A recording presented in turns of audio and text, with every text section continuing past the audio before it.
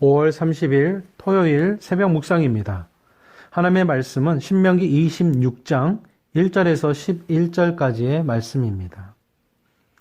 내 하나님 여호와께서 내게 기업으로 주어 차지하게 하실 땅에 내가 들어가서 거기에 거주할 때에 내 하나님 여호와께서 내게 주신 땅에서 그 토지의 모든 소산의 만물을 거둔 후에 그것을 가져다가 광주리에 담고 내 하나님 여호와께서 그의 이름을 두시려고 택하신 곳으로 그것을 가지고 가서 그때의 제사장에게 나아가 그에게 이르기를 내가 오늘 당신의 하나님 여호와께 아뢰나이다. 내가 여호와께서 우리에게 주시겠다고 우리 조상들에게 맹세하신 땅에 이르렀나이다 할 것이요. 제사장은 내 손에서 그 광주리를 받아서 내 하나님 여호와의 제단 앞에 놓을 것이며 너는 또 내 하나님 여호와 앞에 아뢰기를 내 조상은 방랑하는 아람 사람으로서 애굽에 내려가 거기에서 소수로 거류하였더니 거기에서 크고 강하고 번성한 민족이 되었는데 애굽 사람이 우리를 학대하며 우리를 괴롭히며 우리에게 중노동을 시키므로 우리가 우리 조상의 하나님 여호와께 부르짖었더니 여호와께서 우리 음성을 들으시고 우리의 고통과 신고와 압제를 보시고 여호와께서 강한 손과 편팔과 큰 위엄과 이적과 기사로 우리를 애굽에서 인도하여 내시고 이곳으로 인도하사 이 땅 곧 젖과 꿀이 흐르는 땅을 주셨나이다. 여호와여 이제 내가 주께서 내게 주신 토지 소산의 만물을 가져왔나이다 하고 너는 그것을 내 하나님 여호와 앞에 두고 내 하나님 여호와 앞에 경배할 것이며 내 하나님 여호와께서 너와 내 집에 주신 모든 복으로 말미암아 너는 레위인과 너희 가운데 거류하는 객과 함께 즐거워할지니라. 아멘. 하나님은 계속해서 이스라엘 백성을 향해 장차 가나안 땅을 차지하고 또 그 땅에서 정착해 살아갈 때 결코 잊어서는 안 되는 것에 대해서 강조하고 계십니다. 하나님이 그들에게 행하신 것과 하나님이 그들의 주 되심을 잊지 말라는 것입니다. 감사는 하나님을 기억하고 또 하나님이 행하신 일을 고백할 수 있는 좋은 도구가 되는 것을 보게 됩니다. 우리가 진정한 감사로 하나님 앞에 나아갈 때마다 우리 스스로를 하나님 앞에 온전히 세우게 될 것입니다. 오늘 말씀 1절에서 2절에 보게 되면 이스라엘이 가나안 땅에서 소산물을 얻게 되면 그것을 광주리에 담아서 하나님께서 택하신 곳에 가지고 가야 합니다. 우리는 일에서 얻은 것을 그것은 내가 얻은 내 것이다 라고 생각합니다. 하나님이 우리의 주인 되시고 모든 것이 주님이 주신 것이라고 고백을 합니다. 그렇지만 실제로 우리가 하나님이 주신 것을 가지고 하나님께 나아가지 못할 때가 참 많이 있습니다. 이것은 우리가 얻은 소득의 사용과 밀접하게 관련이 됩니다. 그래, 이거 내 것이니까 내 마음대로 쓰겠다라는 이 태도와 하나님이 주신 것을 하나님이 기뻐하시는 방식으로 사용하겠다는 그 태도가 같을 수는 없습니다. 이 감사의 고백이라는 것은 바로 하나님이 주신 그 땅에 이르러서 그 땅의 소산을 얻었다는 표현이기도 합니다. 오늘 본문의 말씀 5절에서 9절에 보게 되면 이스라엘이 가나안 땅에 정착하기까지 수많은 하나님의 역사가 있었음을 잘 고백하고 있습니다. 잘 서술되어 있습니다. 그 역사를 기억하며 감사해야 하는 것입니다. 감사라는 것은 은혜를 잊지 않고 기억하는 것입니다.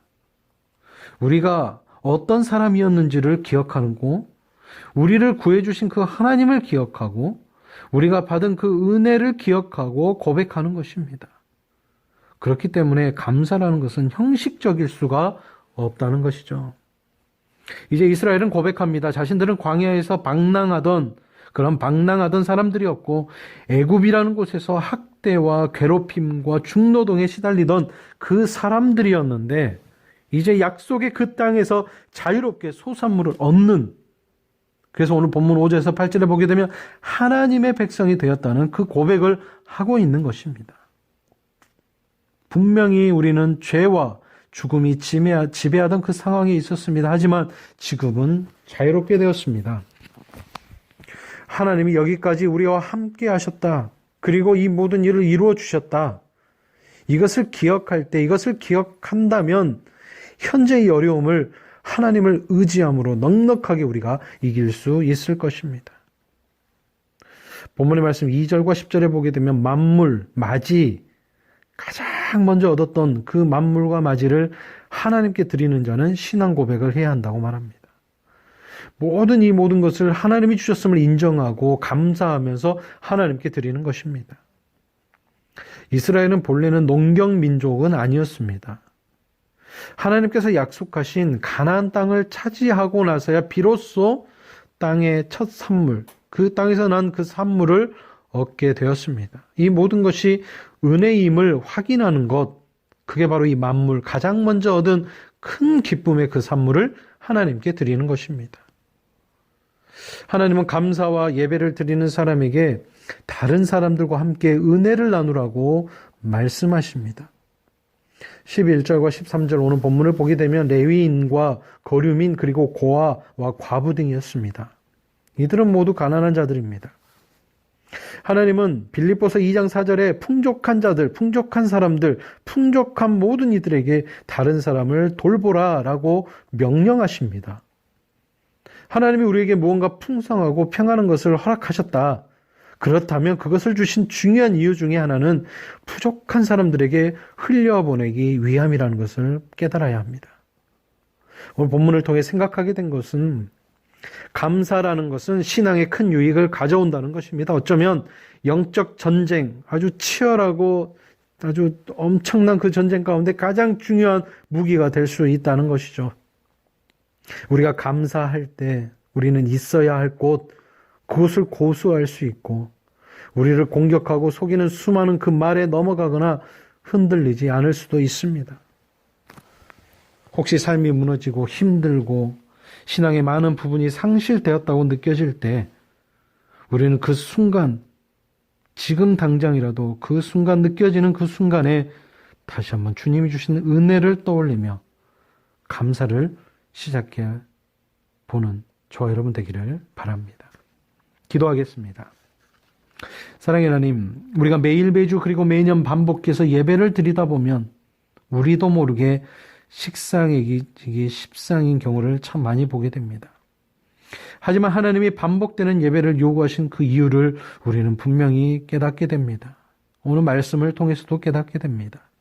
바로 하나님의 신실하심, 하나님의 그 은혜를 기억하고 되새김함으로써 우리 인생의 본질이 되게 하시려는 것임을 우리는 깨닫게 됩니다. 하나님께서 베푸신 그 은혜 아무리 반복해서 감사하며 찬양해도 우리는 지나침이 없음을 우리는 고백합니다. 계속해서 반복되는 감사, 그 찬양을 통해서 더 큰 은혜가 있을 것을 믿고 의지하며 나아가는 그러한 믿음도 하나님 더하여 주시옵소서. 우리는 바로 하나님이 베푸시는 그 은혜로 이 하루하루를 살아갑니다. 우리가 일해서 우리가 뭘 더 잘해서 먹고 사는 것 같지만 바로 하나님께서 은혜를 거두시면 모든 것이 무너질 수밖에 없음을 우리는 이 시간 고백합니다. 우리에게 복 주시는 그 하나님의 은혜를 깨닫고 고백하는 이 한날의 삶이 되게 하여 주시옵소서. 특별히 이 나라의 민족 가운데 구원의 하나님께 감사하며 특별히 어려움 가운데서도 주님 우리를 인도하여 가심을 다시 한번 깨달을 수 있는 또 그렇게 간구할 수 있는 우리 믿음의 동역자들 다 되게 하여 주시옵소서. 주일을 준비하며 또 이 한날을 보낼 때에 하나님께서 주님의 손으로 우리를 도우시고 우리에게 근심이 없게 인도하심을 고백할 수 있는 이 한날의 삶이 되어줄 수 있도록 하나님 붙잡아 주시옵소서.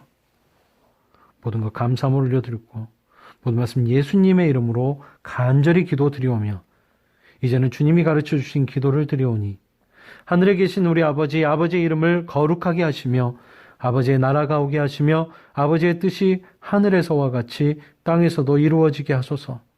오늘 우리에게 일용할 양식을 주시고 우리가 우리에게 잘못한 사람을 용서하여 준 것 같이 우리 죄를 용서하여 주시고 우리를 시험에 빠지지 않게 하시고 악에서 구하소서.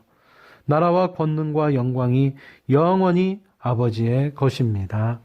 아멘.